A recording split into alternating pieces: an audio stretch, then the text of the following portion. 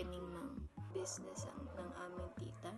And sabi niya i-film ko daw yung opening. So we're going to film it. Nag-layout din ako ng logo ni tita tsaka yung menu. Naghanap ako ng pwedeng gamiting layout sa Canva. Tapos yun, edit na lang. Depende sa kung anong gusto ni tita.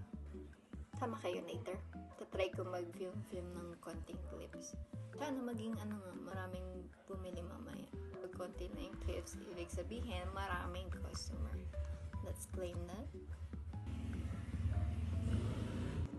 Gamitin natin tong isang sunscreen ni mama. Ayun nga. Gumawa ako ng layout ng logo ni tita. Simple lang naman. Ang napili naming pangalan is My Tindahan. Yung My kasi, M-Y. Yun yung start ng name ni tita. My Tindahan. Para kapag, kunyari, sasabihin ng mga customer sa anak nila, uy, bili ka dun sa sa My Tindahan. Dun sa My Tindahan, bili ka dun. Diba? Pink siya, oh. Light pink yung niya.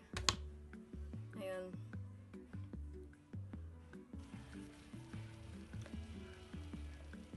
Bango.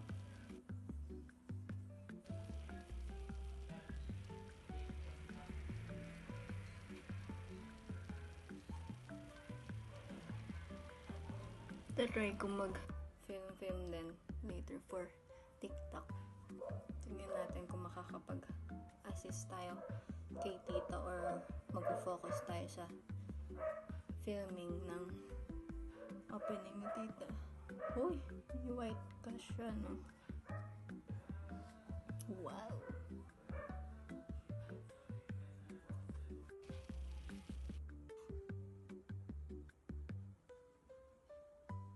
No, kung masyadong makwento sa inyo, wala naman masyadong naganap.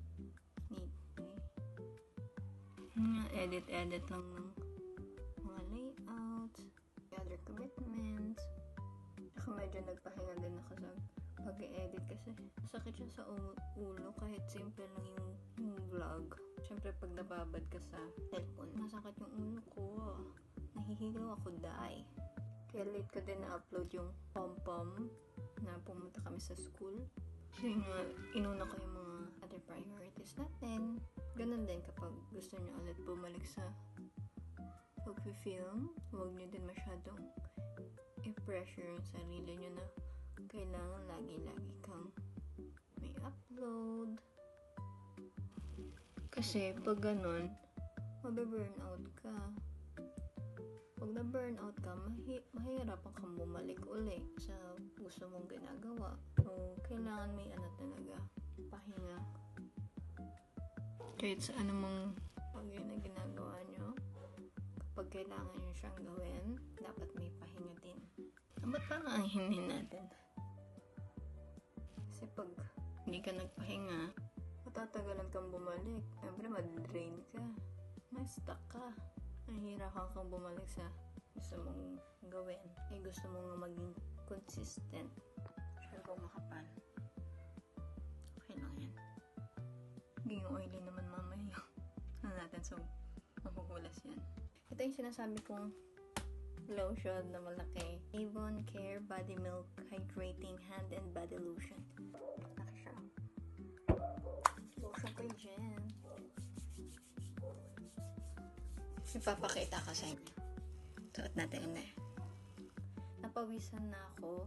Suot ko to. Hindi naman siya nangat eh. Pero yung pangingitim, hindi ko pa alam kasi bago pa lang naman.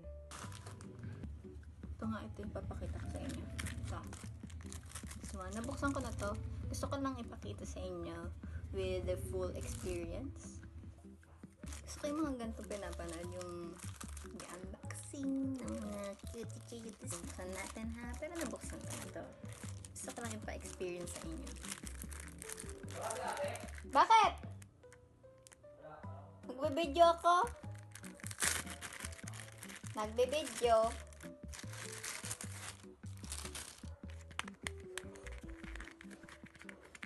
Thank you, Mama. Open. Oh! 1, 2. Again. Yan si AM? Ang laman is panghinunuli. Next is pang polish. The main event. Nail cutter. The straight one or the normal one.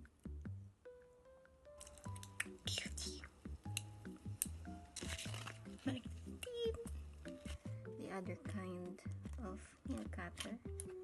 Yung sideways. Get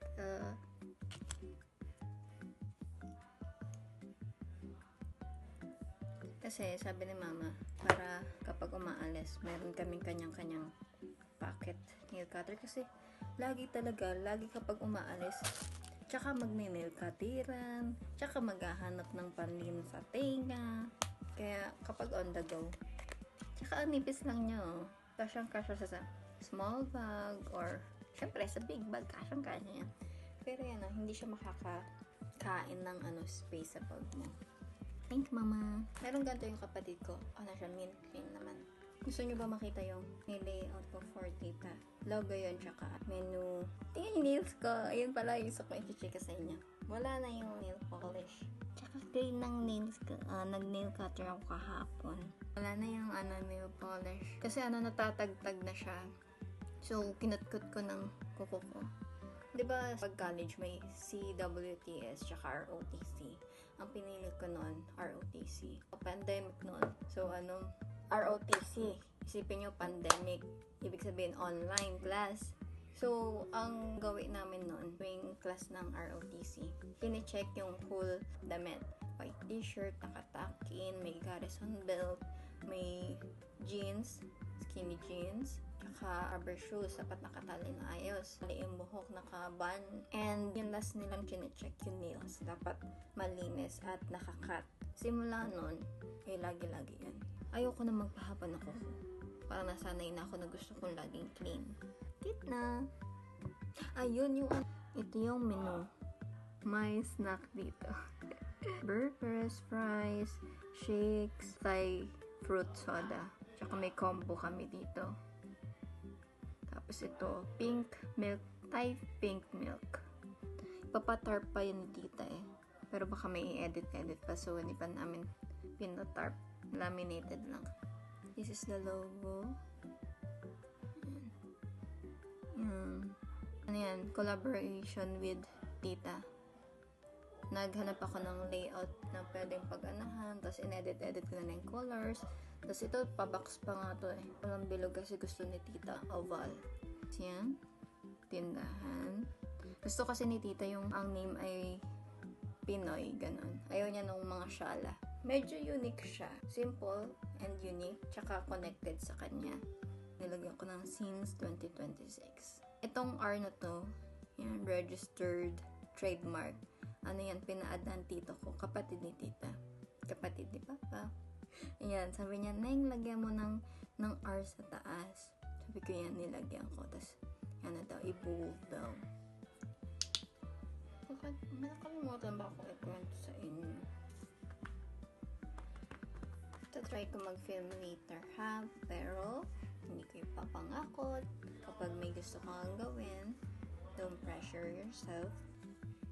Ano ba? Kailangan mo i-prove. Bakit ba nag-English ka?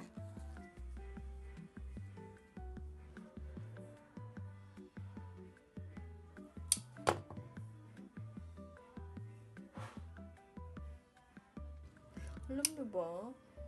Sabi ko sa BFF ko, tsaka sa tita ko, sabi ko, 5 years na lang, 30 na. Isipin nyo yun? 30 pa, parang hindi akma. 30? Ako, 30? Ano yung mangyayari sa atin after 5 years na kapag tinuloy-tuloy natin itong pag-film lagi? Kaya gusto ko din maging consistent sa pag-film na. Kasi gusto kong i-document? Classmate?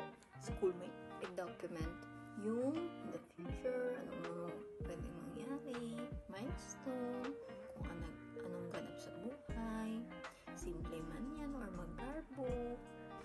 Tsaka gusto ko makita yung progress ng mga taong nasa paligid ko, progress namin sa buhay, kung after 1 year, ano nang ganap, diba? Yun lang. Later, guys. Haba na tong Get Ready With Me natin na to. Bye-bye. May mga umu-order na. Isang potato barbecue, 2 BFD, isang cookies and cream milkshake, 12 ounce, tapos isang classic